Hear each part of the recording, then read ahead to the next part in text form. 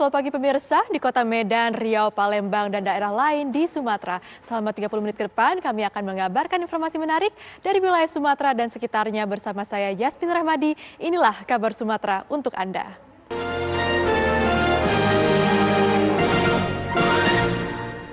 Mohon izin kami jelaskan, kami sebagai saksi pelapor terkait dengan pidana menghilangkan informasi elektronik dan atau dokumen elektronik milik orang lain dan atau milik publik yang kaitannya dengan pembunuhan Brigadir Yosua, yaitu rekaman CCTV di Komplek Polri Duren 3. Tentang elektronik. Siap. Informasi. Kapan dan di mana peristiwa yang saksi jelaskan yang dimaksud tersebut? Siap. Mohon izin kami jelaskan, kami tergabung dalam tim sus yang diperintahkan untuk membantu penyelidikan dan penyidikan pembunuhan Brigadir Yosua. Lalu kami mendapatkan informasi dari Puslapor sekitar awal bulan Agustus tahun 2022. Dari situ kami tindak lanjuti dengan datang ke Pos Satpam. Di situ kami ketemu dengan Pak Marjuki. Dari situlah awal mula kami mendapatkan informasi bahwa DVR CCTV yang berada di Komplek Polri Duren 3 saat itu sudah berada di Puslapor Bareskrim Polri, namun rekaman CCTV-nya sudah kosong atau tidak ada lagi. Setelah itu kami laporkan pada pimpinan dan kami membuat laporan polisi. Sekitar tanggal 8 kami ketemu, tanggal 9 laporan polisi dibuat. Tanggal 9 Agustus. Siap dibuat. 9 Agustus 2022 ya. Siap 2022. Apakah saudara saksi langsung mendatangi ke tempat lokasi tersebut? Siap, kami yang langsung datang dan kami yang bertemu dengan Pak Marzuki. Pak Marzuki. Siap. Di lokasi tersebut apa nama tempat wilayahnya? Siap, Pos Satpam Komplek Polri Duren 3. Duren 3 di Jakarta Selatan. Selatan. Siap. Ya. Saudara saksi, pada saat saksi tadi bilang bertemu kepada Marzuki, dengan tujuan apa saudara saksi untuk Siap. menemui Marzuki? Jadi awalnya sekitar awal bulan Agustus setelah kami mendapatkan perintah untuk penyelidikan dan penyidikan ini, kami mendapatkan informasi dari Puslapor selaku pemeriksa DVR yang menjadi barang bukti di kasus pembunuhan Brigadir Yosua itu tidak ada datanya. Tidak ada datanya. Siap. Habis itu Baik. kami konfirmasi kepada Pak Satpam, Pak Marjuki. Pak Satpam. Siap. Pada saat itu Pak Marjuki memberikan informasi kepada kami bahwa dus dari DVR yang disita oleh penyidik pada saat itu masih ada. Masih ada. Siap, masih ada, dan kami konfirmasi ke rekan kami di Puslapor bahwa benar antara dus yang masih ada di Komplek Polri itu di Pos Satpam dengan DVR yang berada di Puslapor itu sama. Artinya kami sudah bisa menemukan objek perkara bahwa yang hilang itu benar yang berasal dari Pos Satpam. Itulah awal mulanya kami langsung melaporkan kepada pimpinan dan membuat laporan polisi. Buat laporan polisi. Baik. Dalam tadi saksi mempertanyakan sehingga ada data tersebut tidak ditemukan lagi dalam DVR ya. Siap. Ya. Apakah saksi sempat menanyakan siapa yang mengambil DVR tersebut? Pada saat itu Pak Marjuki setahunya diberitahu oleh Pak Abdul Japar sesama rekannya Satpam yang mengambil Pak Irfan. Pak Irfan.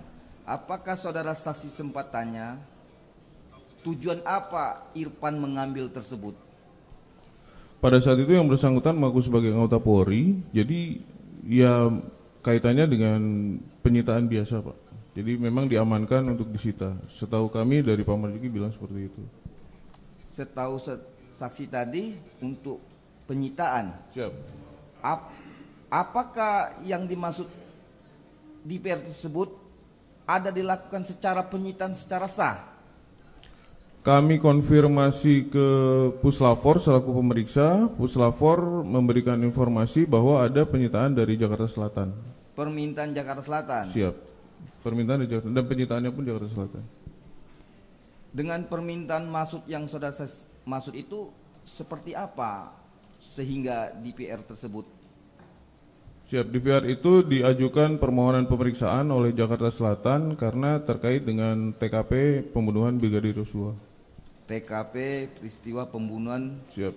Brigadir Joshua ya. Jakarta Selatan saudara maksud apa itu? Siap, yang mulia. Penyitaan Jakarta Selatan itu maksudnya apa? Dari DPR penyitaan- itu yang mulia Bukan, penyitaan dari mana nih? dari Polres Jakarta Selatan. yang mulia. Polres, Polres ya. siap. Ah. Polres yang mulia. Siap. Polres Jakarta Selatan ya penyitaan ya. Saudara saksi, saya tanya lagi, kenapa ini sehingga DPR CCTV tersebut yang menurut saudara saksi tadi rekaman data tersebut tidak ditemukan? Bagaimana saudara saksi mengetahuinya? Siap, jadi ini sudah berlangsung di bulan Agustus, Pak. Jadi kami baru mengetahuinya sekitar awal bulan Agustus. Setelah kami koordinasikan dengan Puslapor, karena tugas kami di sprint itu kaitannya dengan komunikasi antara penyidik dan pemeriksa barang bukti. Bagaimana hasil pemeriksaan dari seluruh barang bukti elektronik yang disita kaitannya dengan pembunuhan Brigadir Joshua. Pada saat itu hanya melalui telepon dari pemeriksaannya di Puslapor memberitahukan kepada kami bahwa DVR yang diserahkan oleh Polres Jakarta Selatan itu kosong, sudah tidak ada rekaman di dalamnya. Kosong. Siap. Baik. Sepengetahuan saudara saksi, apakah saksi mengetahui siapa yang mengosongkan DPR tersebut? Siap, kami tidak tahu, Pak. Makanya dalam LP pun kami buat dalam lidik. Tidak tahu. Siap. Tadi saksi menyebutkan ada kaitan pembunuhan ya. Siap. Apakah yang dimaksud DPR CCTV tersebut yang di post security adalah data rekaman isi yang menyimpan rekaman tempat lokasi pembunuhan tersebut? Siap. Yang pada akhirnya setelah kasus ini berlanjut, kita masih dapat menemukan bukti rekaman dari arah pos satpam mengarah ke pintu pagarnya rumah TKP. Durasi rekaman pada tanggal 8 Juli 2022 pukul 16 sampai 18 sekitar 2 jam. Rekaman itu memperlihatkan sebelum dan setelah terjadinya pembunuhan. Hanya di luar tapi ya. Di luar. Hanya di luar, siap. Hanya di luar rumah. Sebelum dan sesudah Siap. selesai kejadian ya. Siap. Saya tanya saudara saksi, dalam rekaman di CCTV yang saudara saksi maksud tadi keterangan, apakah itu sebuah petunjuk ada suatu peristiwa sehingga rekaman data itu sangat penting? Siap. Karena itu menjadi bukti yang sangat penting. Dari awal kasus ini dilaporkan adanya tembak-menembak, padahal pada saat itu dari rekaman tersebut terlihat bahwa pada saat Pak FS tiba di rumah tersebut, Joshua masih ada, Pak. Masih terlihat bolak-balik di depan rumah. Siap. Oh, Terlihat. jadi yang saksi jelaskan itu sangat penting. Siap. Adalah bukti rekaman antara korban Joshua dengan FS ya. Siap. Saudara saksi, apakah pada saat saksi tadi kita berlanjut ke tempat pos security, apakah saksi melihat merek DPR CCTV tersebut? Apa mereknya? Kami tidak lihat mereknya, Pak, pada saat sudah datang. Tapi informasi dari security, DVR yang saat itu sudah terpasang itu ya masih berjalan normal. Cuman Berjalan kami normal. tidak lihat. Siap. Yang saksi ketahui, apakah ada sebuah bungkusan kardus atau bagaimana? Siap. Yang diinformasikan kepada kami satu buah dus kosong merek Gilens, Gilens. yang itu siap. Ya. Itu yang kami konfirmasi kepada pemeriksa di Puslapor bahwa dus ini dengan serial number sekian itu sama dengan yang berada di Puslapor. Baik. Saya tanya saudara saksi, apakah sempat saudara saksi pernah dilakukan barang bukti seperti satu buah kardus digital video recorder warna putih dan garis biru abu-abu dengan merek Gilen Security model pernah Siap. disita? Siap, oleh itu pihak kami penyidik? yang menyita. Siap. Pernah? Siap, kami yang mengamankan kebetulan. Siap. Bila penuntut umum menunjukkan apakah yang dimaksud seperti Betul. kardus ini Betul. merek Gilen, Gilens, betul. benar ya? Betul. Benar. Ini yang didapat di pos satpam. Siap. Ini yang diserahkan sama Pak Marjuki yang mulia. Oh, baik. Nah, Saudara yang terima ya? Siap, kami yang terima. Di tanggal 9 itu? Tanggal 8, 8 Agustus. tanggal 8, tanggal 9, tanggal 9 sudah kami buatkan LP barang buktinya ini. Siap. Nah, yang satu buah kardus digital video recorder ini saudara saksikan minta sama Marzuki ya. Siap. Saudara secara melaksanakan perintah itu melakukan berita acara. Siap. Akhirnya setelah kami ajukan untuk sebagai barang bukti dalam laporan polisi, dibuatkan surat perintah segala macam sudah ada. Dibuat. Siap. Baik. Saya tanya saudara saksi, apakah DPR yang CCTV yang tadi saksi bilang di dalam puskes sudah berjalan normal? Apakah ada dilakukan penyitaan tidak? Pihak yang mengambil pertama menurut pengetahuan saksi. Sepengetahuan kami ada, Pak. Ada. Ada, Polres Jakarta Selatan. Secara apa? Hukum atau siapa? Siap. Berita acara? Ada berita acaranya, Pak, yang ditunjukkan oleh pemeriksa puslapor kepada kami saat itu. Ada. Terus, saya tanya saudara saksi, kenapa kok bisa tadi saksi bilang secara berita acara ada penyitaan, tetapi isi rekamnya sudah hilang? Siap. Jadi Bagaimana pada saat caranya? mohon Bisa maaf, Pak, hilang? pada saat diterima oleh puslapor dan dilakukan pemeriksaan sehingga pada awal Agustus puslapor menginformasikan pada kami itu sudah hilang. Jadi informasi yang kami terima dari puslapor saat diterima di puslapor langsung dilakukan pemeriksaan itu sudah hilang, Pak. Sudah hilang. Sudah hilang. Hilangnya Maksudnya sudah tidak ada rekamannya. Puslapor tidak bisa menemukan apapun dari DVR itu. tidak ada yang menemukan rekaman lagi. Siap. Nah, pertanyaannya kepada saksi, hilangnya itu apakah dilakukan secara dihapus atau bagaimana pengetahuan saksi? Kami tidak tahu yang mulia. Siap. Tidak tahu ya. Siap. Baik. Pemirsa, kami akan kembali dengan sejumlah kabar menarik lainnya. Tetap bersama kami.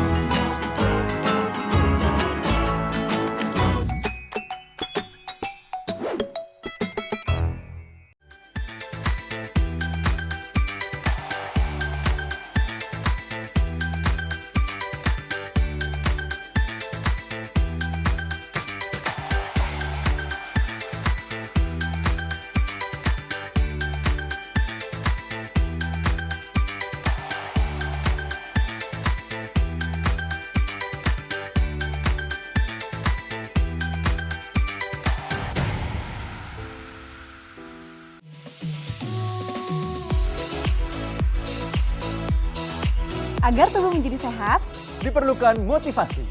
saksikan Hidup Sehat dan Hidup Sehat Plus Setiap Senin sampai Jumat. pukul 9 pagi. Hanya di TV One.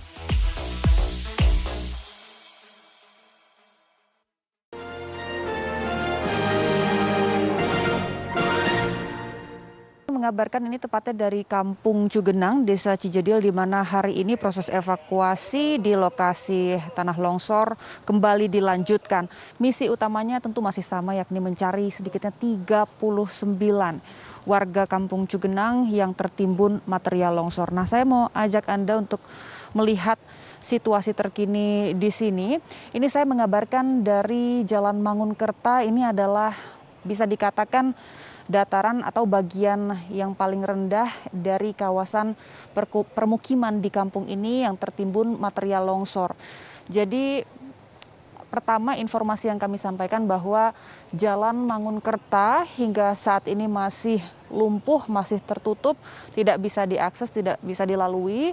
Ini sebagai informasi juga kepada masyarakat karena sejak kemarin kami masih lihat banyak pengendara, khususnya pengendara sepeda motor yang mencoba melewati jalan ini untuk mengakses mungkin ke desa-desa lainnya, karena ini merupakan akses ke desa sekitar seperti Desa Sarampat, Mangunkerta, Talaga, dan lainnya. Jadi memang kondisinya hingga saat ini masih tertimbun tanah longsor dan proses evakuasi masih terus berlangsung. Nah, yang tampak di layar kaca Anda pemirsa adalah para personil gabungan, tim SAR gabungan yang saat ini sudah memulai aktivitas evakuasi. Kalau di awal-awal pencarian, sejumlah ekskavator diterjunkan ke titik kami mengabarkan yakni di bagian bawah dari kampung ini, di bagian yang lebih rendah. Tetapi sejak kemarin siang, ekskavator yang dioperasikan ini diterjunkan ke bagian yang lebih atas, di bagian yang kalau Anda bisa lihat di sana banyak petugas SAR di sana. Walaupun untuk pagi ini ekskavator belum dioperasikan, kami juga masih menunggu. Ini personel gabungan tengah bersiap untuk memulai proses evakuasi. Nah, untuk pengoperasian alat berat memang dipindahkan ke atas karena kalau pengerukan ataupun pembuangan material longsoran ini difokuskan di bawah, dikhawatirkan justru nantinya malah akan menimbulkan longsoran baru dari bagian yang lebih tinggi atau bagian perkampungan yang lebih atas. Gambaran juga bagi Anda Rati dan pemirsa, kalau Anda bisa lihat ini timbunan tanah longsor cukup tinggi sekitar 20 hingga 30 meter. Ini mulanya sebelum terjadi ataupun tertimbun tanah longsor, ini merupakan daerah permukiman warga, ada rumah-rumah warga, ada warung yang memang berdiri di kontur yang tidak rata. Jadi ada bagian rumah yang dibangun di tempat kami mengabarkan ini di Jalan Mangunkerta, ada juga di bagian lebih tinggi hingga nantinya yang paling tinggi itu mendekati ke area tapal kuda, begitu. Kemudian juga untuk proses evakuasi tentunya akan bergantung kepada cuaca. Ini yang bisa Anda saksikan di layar kaca Anda, Ratih dan pemirsa, adalah gambar udara yang kami tangkap dari Kampung Cugenang, Desa Cijedil, tempat permukiman warga tertimbun tanah longsor. Saat ini proses evakuasi kembali dilangsungkan karena 39 warga masih dinyatakan hilang tertimbun material longsor, tertimbun tanah longsor. Sejumlah warga, anggota keluarga juga kalau kami lihat pagi ini masih sepi, tapi kalau kemarin ini setiap harinya pasti ada saja anggota keluarga yang datang untuk melihat proses pencarian, bahkan mereka pun menawarkan diri apa sekiranya mereka bisa bantu agar proses pencarian ini bisa berlangsung lebih cepat, anggota keluarga mereka bisa segera ditemukan. Untuk kawasan ini, kawasan permukiman di Kampung Cugenang maksud kami, saat ini sudah tidak ada warganya yang bertahan di rumah, yang masih bermukim di sini, artinya sudah mengungsi seluruhnya, karena kalau kita sedikit bandingkan dengan desa-desa terdampak lainnya, masih banyak warga yang bisa mendirikan tenda seadanya, mungkin dengan terpal di depan rumah mereka ataupun di lahan-lahan kosong yang ada di sekitar rumah mereka. Tapi kondisinya berbeda dengan Kampung Cugenang ini karena memang bukan hampir lagi, memang sudah tertimbun tanah, sudah rata kondisinya. Jadi memang tidak ada pilihan bagi mereka harus mengungsi ke area pengungsian ataupun ke rumah kerabat mereka. Ini kami tampilkan pemirsa gambaran visual dari proses pencarian.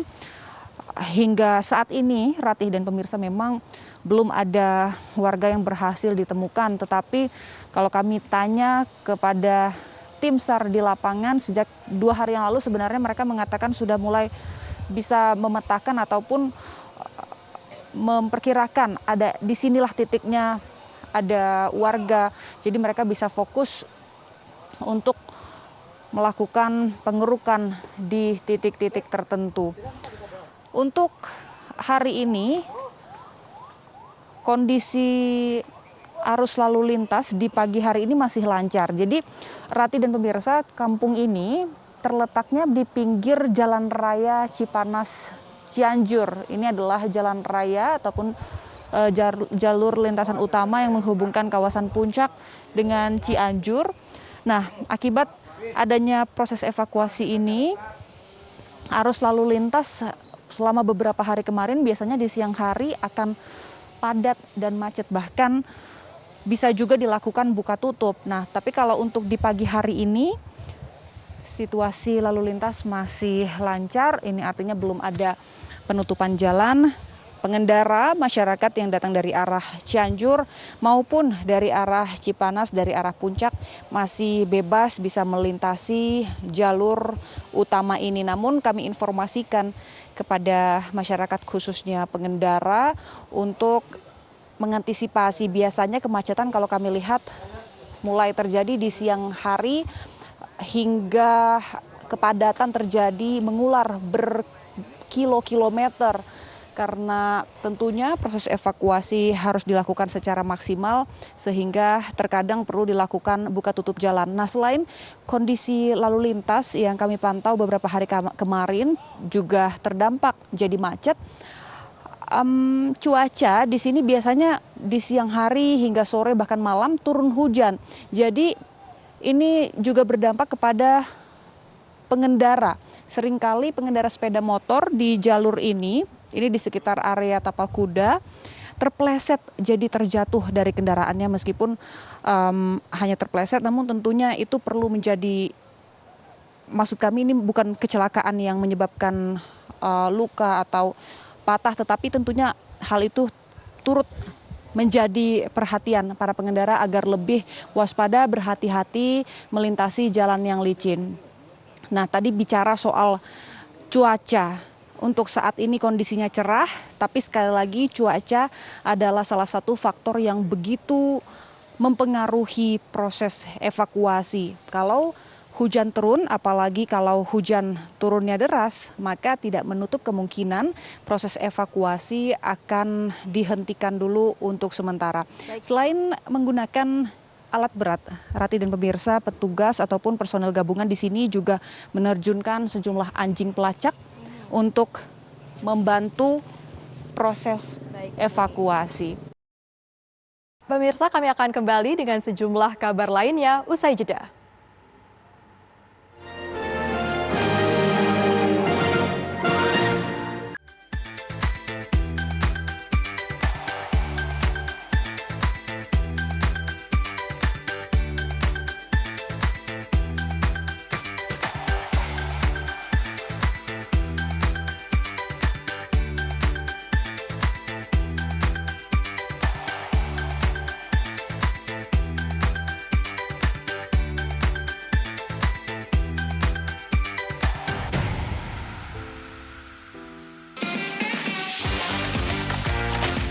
TV1news.com, portal web terintegrasi, aktual, cepat dan lengkap, menyajikan berbagai informasi dengan inovasi digital terkini, berbagai kanal unggulan untuk Anda kunjungi, news, daerah, lifestyle, religi, dan kanal khusus G20. TV1news.com, aktual, cepat dan lengkap, layanan konten digital terbaik untuk Anda.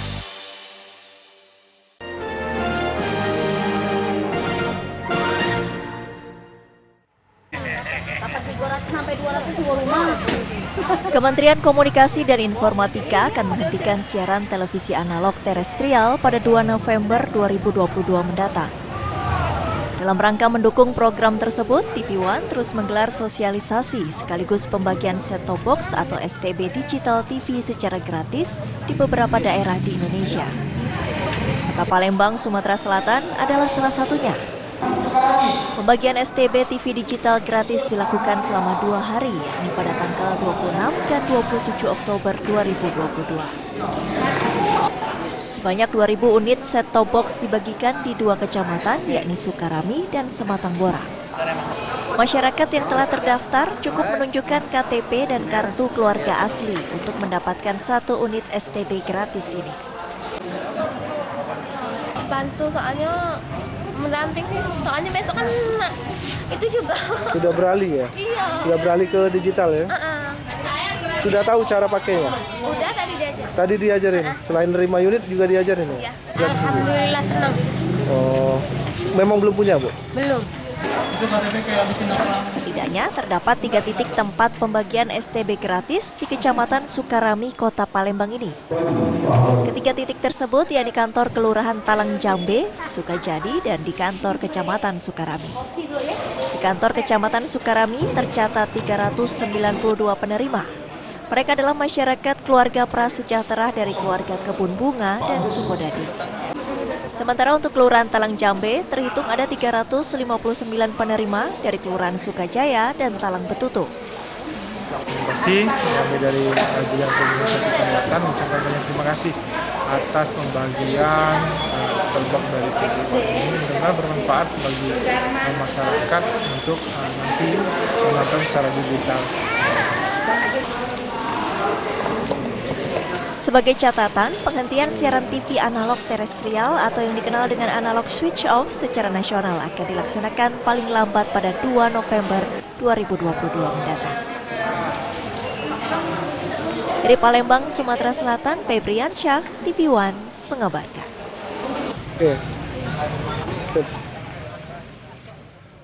Pemirsa, pizza yang sejatinya adalah kuliner khas Italia dimodifikasi menjadi santapan dengan citra rasa khas Batak, di mana memang inilah inovasi bisnis yang coba dijalankan sebuah restoran di Balige, Sumatera Utara. Restoran ini bahkan mengadopsi nama bumbu dapur khas tanah Batak, Andaliman. Bila selama ini Anda mengenal pizza dengan topping daging, ayam, ataupun jamur, maka pizza yang satu ini menggunakan bahan dasar yang unik atau berbeda, yaitu pizza Andaliman. Nah, pizza ini hanya bisa Anda jumpai di kota Balige, Sumatera Utara. Seperti apa keunikan ataupun cita rasa khas dari pizza Andaliman ini? Saya akan mengajak Anda ke dapur pizza Andaliman.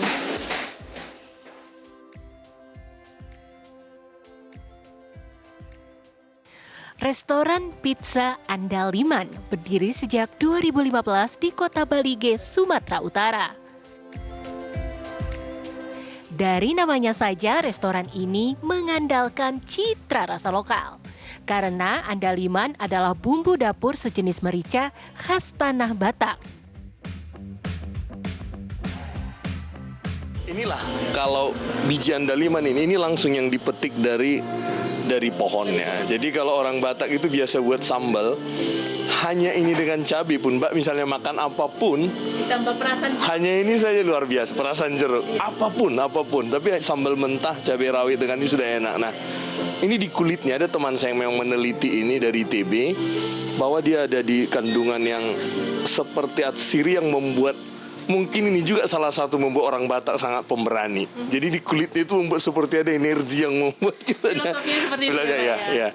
Saya sampai bilang ini Andaliman ini andalkan iman. Jadi orang Batak mungkin salah satu yang membuat orang Batak itu berani-berani mungkin. Nah, ini kita buat di toppingnya ini. Dikit ya ditaruh di topping sebagai pewangi, nanti kerasa walaupun dia sedikit tapi akan cukup terasa ya. Tak hanya itu, Andaliman konten lokal lainnya juga ada di topping pizza yang tidak mungkin ditemukan di pizza yang aslinya adalah kuliner Italia. Seperti teri Medan, daun bawang, dan kacang panjang. Dengan inovasi ini, pemilik restoran mencoba bersaing dengan restoran pizza Waralaba. Enak sih, Kak. Enak. Pertama kali. Ya, bakal nyoba lagi. Pernah nyobain menu seperti ini di mana? Belum, justru unik ya. Kita cobanya baru di sini. Andaliman kan khas Batak ya, coba gitu. Aneka pizza Andaliman dijual dengan kisaran Rp65.000 hingga Rp80.000. Nama Andaliman yang merupakan produk tani khas Batak juga menjadi daya tarik tersendiri bagi turis yang mencari kuliner khas Balige. Dari kota Balige, Sumatera Utara, Wanasari Ferrari Narotama, TV One mengabarkan.